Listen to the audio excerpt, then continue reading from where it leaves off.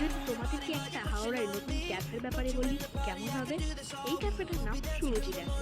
এই ক্যাফেটা কিন্তু ফিয়েস্তা, যেটা একটা হাওড়ার খুব জনপ্রিয় রেস্টুরেন্ট। এটা হচ্ছে একটা ট্রাম যেটার উপর কলকাতার অনেক ডিফারেন্ট টাইপস অফ পেন্টিং করা আছে। এটা হচ্ছে ভেতরের গার্ডেনটা বেশ, যেটা খুবই সুন্দর।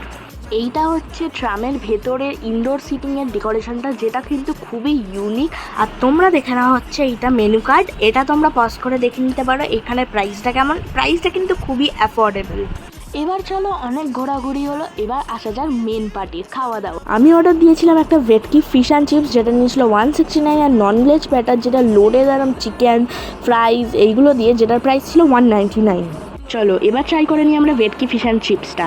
এইটা প্রথমেই যখন আমি বাইটটা নিলাম, একদম ক্রিস্পি আর লাইট কোটেড, মাছ একদম পুরো ভর্তি, যার জন্যে পুরো টেস্টটা একদম কিন্তু দারুণ লাগছে। এবার চলো একটু ফ্রেঞ্চ ফ্রাই খেয়ে নিই। ফ্রাইটা একদম লাইট ফ্রাইড ছিল, যার জন্য খুব ক্রিস্পি হয়েছে আর দারুণ লাগছিল। সল্ট অ্যান্ড পেপার ছিল, তো এটা কিন্তু খুবই ভালো হয়েছিল।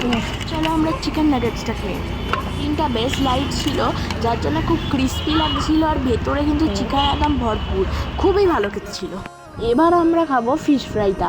এটা আমি একটুখানি তোমাদেরকে ভেঙে দেখাবো যে ভেতরে মাছের পরিমাণটা কত। আর এটা কিন্তু দারুণ ক্রাঞ্চি খেতে, একদম বেস্ট রেকমেন্ডেড। এই আমি ফিশ ফ্রাইটা ভাঙলাম, আর তোমরাই দেখে নাও যে ভেতরে কতটা মাছ আছে। এবার আমি খেয়ে নিলাম চিকেন উইংসটা, যেটা সসে টস করা ছিল, একটু স্পাইসি খেতে, ঝাল ঝাল, যার জন্য পুরো একটা ট্যাঙ্গি ব্যাপার আসছে, আর কিন্তু খুব দারুণ। এই ক্যাফেটা মেনটেন বাই ফিয়েস্তা। ভালো লাগলে একটা লাইক করে দেবেন। বাই।